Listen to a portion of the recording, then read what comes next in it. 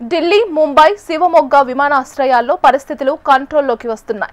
విమాన కార్యకలాపాలు క్రమంగా మెరుగుపడుతున్నాయి. నిన్న 800 విమానాలు ఆలస్యం కాగా ఇవాళ ఉదయానికి ఆ సంఖ్య 129కి తగ్గింది. అందులో 53 విమానాలు ఢిల్లీకి రావాల్సినవి కాగా 76 విమానాలు ఢిల్లీ నుంచి వెళ్లాల్సినవి ఉన్నాయి.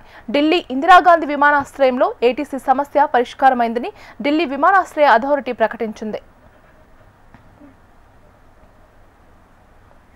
ఢిల్లీ విమానాశ్రయంలోని ఎయిర్ ట్రాఫిక్ కంట్రోల్ వ్యవస్థలో సాంకేతిక సమస్య తలెత్తడంతో శుక్రవారం ఉదయం నుంచి దాదాపు 800కి పైగా విమానాల రాకపోకలకు తీవ్ర అంతరాయం ఏర్పడింది.